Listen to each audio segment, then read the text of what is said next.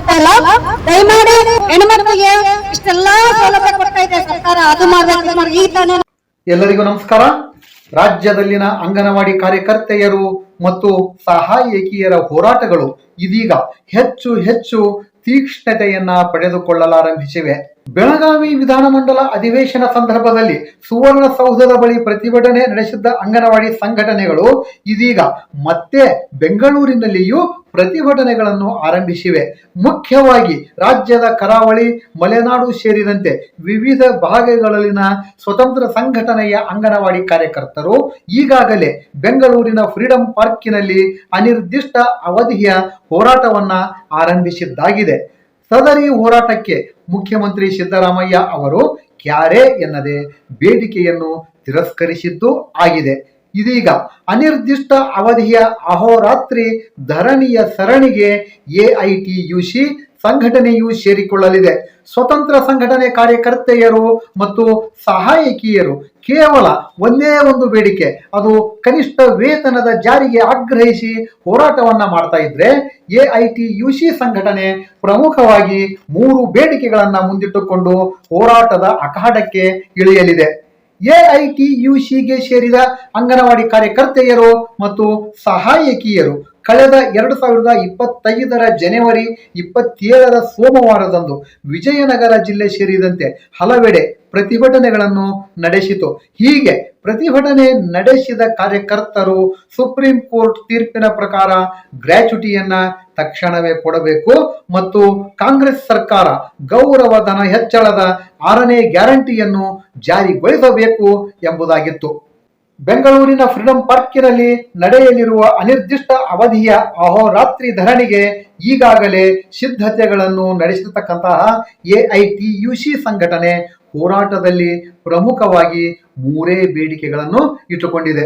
ಮೊದಲನೇದಾಗಿ ಕನಿಷ್ಠ ವೇತನವನ್ನ ನೀಡಿ ಇಡುಗಂಟು ಮತ್ತು ಗೌರವಧನ ಹೆಚ್ಚಿಸುವ 6ನೇ ಗ್ಯಾರಂಟಿಯನ್ನ ಜಾರಿಗೆ ತರಬೇಕು. ಎರಡನೆಯದಾಗಿ ಸುಪ್ರೀಂ ಕೋರ್ಟ್ ತೀರ್ಪಿನ ಪ್ರಕಾರ ಗ್ರ್ಯಾಚ್ಯುಟಿಯನ್ನ ನಿವೃತ್ತರಾದಂತಹ ಎಲ್ಲ ಅಂಗನವಾಡಿ ಕಾರ್ಯಕರ್ತೆಯರು ಮತ್ತು ಸಹಾಯಕಿಯರಿಗೂ ನೀಡಬೇಕು.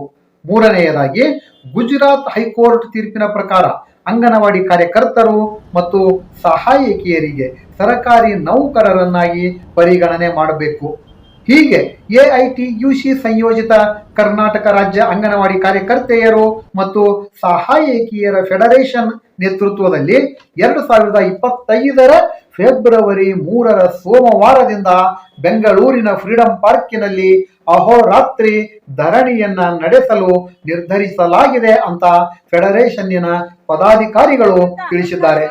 ಎಐಟಿಯುಸಿ ಸಂಯೋಜಿತ ಕರ್ನಾಟಕ ರಾಜ್ಯ ಅಂಗನವಾಡಿ ಕಾರ್ಯಕರ್ತೆಯರು ಮತ್ತು ಸಹಾಯಕಿಯರ ಫೆಡರೇಷನ್ ನೇತೃತ್ವದಲ್ಲಿ ಅಂಗನವಾಡಿ ಕಾರ್ಯಕರ್ತೆಯರ ಮತ್ತು ಸಹಾಯಕಿಯರ ಗೌರವಧನ ಹೆಚ್ಚಳ, ಗ್ರಾಚ್ಯುಟಿ ಸೌಲಭ್ಯ ಹಾಗೂ ಅವರ ಸೇವೆಯನ್ನು ಕಾಯಮಾತಿಗಾಗಿ ಆಗ್ರಹಿಸಿ ಫೆಬ್ರವರಿ 3ನೇ ತಾರೀಕಿನಿಂದ ಬೆಂಗಳೂರಿನ ಫ್ರೀಡಂ ಪಾರ್ಕ್ನಲ್ಲಿ ಅನಿರ್ದಿಷ್ಟಾವಧಿ ಹೋರಾಟಕ್ಕೆ ಕರೆಯನ್ನು ಕೊಡಲಾಗಿದೆ.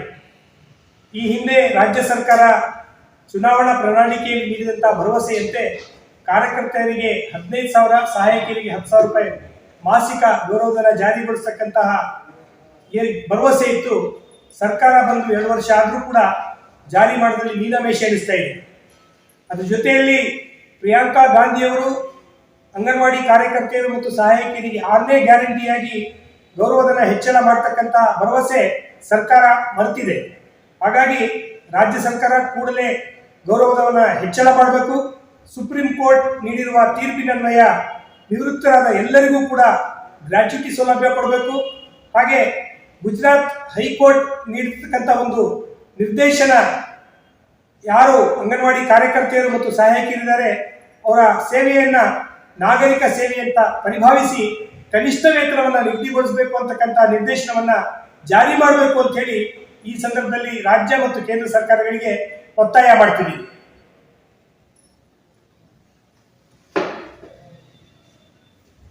ಕರ್ನಾಟಕ ರಾಜ್ಯ ಅಂಗನವಾಡಿ ಕಾರ್ಯಕರ್ತರ ಮತ್ತು ಸಹಾಯಕಿಯರ ಫೆಡರೇಷನ್ ಎಟಿಸಿ ವತಿಯಿಂದ ಬೆಂಗಳೂರು ಚಲೋ ಕಾರ್ಯಕ್ರಮವನ್ನು 3ನೇ ತಾರೀಕು ಅಂಗನವಾಡಿ ಕೇಂದ್ರಗಳನ್ನು ಬಂದ್ ಮಾಡ್ತಾ ಇದ್ದೇವೆ. ಏಕೆಂದರೆ 2 ವರ್ಷಗಳಿಂದ ಕೂಡ ರಾಜ್ಯ ಸರ್ಕಾರ ಬಿಡುಗಾಸನ ಕೊಡಲಿಲ್ಲ.